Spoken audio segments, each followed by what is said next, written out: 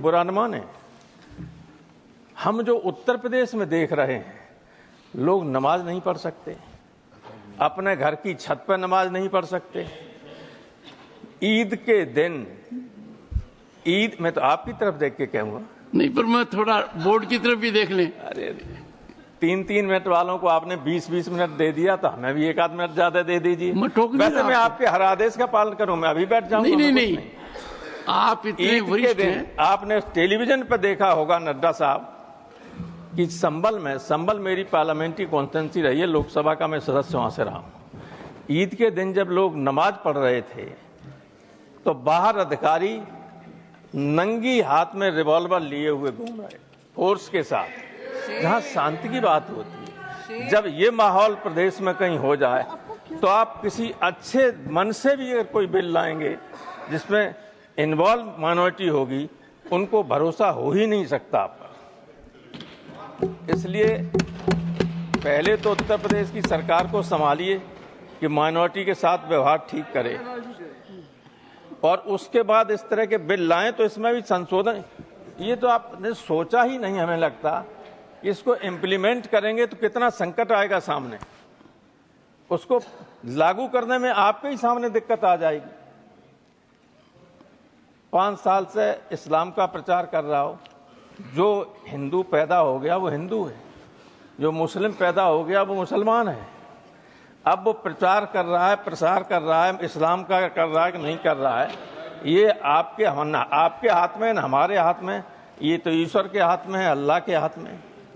कौन कहाँ पैदा हुआ, जो पैदा हुआ जहाँ वो है, अगर मुसलमान पैदा हुआ तो मुसलमान धर्म का है कि नहीं, माना जाएगा कि नहीं माना जाएगा। तो 5 साल का वो उसमें बैरियर लगाने से क्या फायदा है।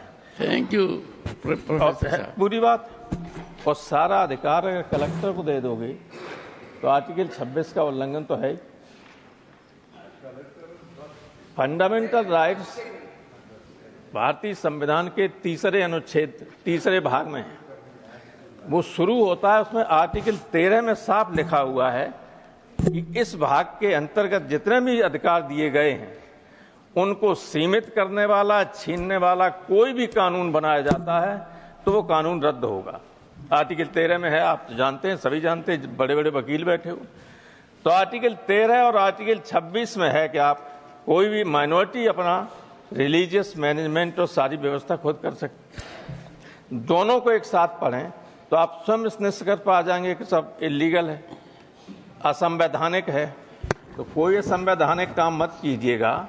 आप बहुमत में हैं दोनों जगह, वहाँ तो बहुमत बना लिया आपने, और यहाँ हो गए आप, यहाँ वास्तव में बहुमत आप। थैंक यू प्रोफेसर साहब। उसका दुरुपयोग मत कीजिएगा, मेरी यही राय है। Thank you. ईश्वर से डरिए, क्योंकि ये कोई दुश्मन नहीं है आपके। दुश्मन है होता है अहंकार व्यक्ति का, और कभी कभी कुछ लोग उधर से ऐसे बोलते हैं, आप तो बहुत बेनम्र लोग हैं, जिनके बोलचाल से ही अहंकार टपकता है। अहंकार से बड़ा दुश्मन कोई किसी का नहीं होता, और जिसको अहंकार हो जाता है उसका नुकसान तो करता है। थैंक यू, थैंक यू, बहुत बहुत धन्यवाद।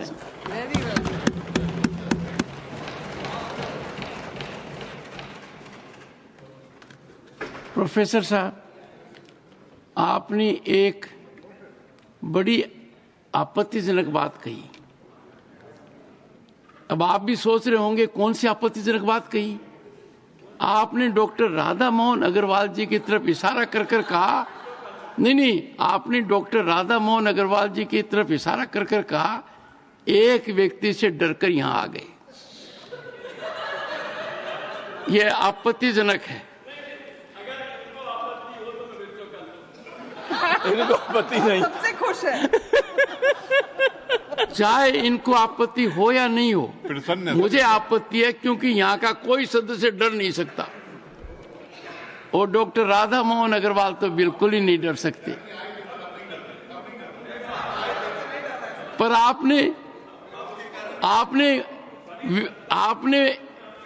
आपने उस व्यक्तित्व का महामंडन किया है, यह आपकी साजिश है, सोच समझकर किया है। और एक बात शुरुआत की आपने कि आपके प्रांत में ऐसी ताकत है कि लोग यहां आते हैं, यही कहा ना आपने।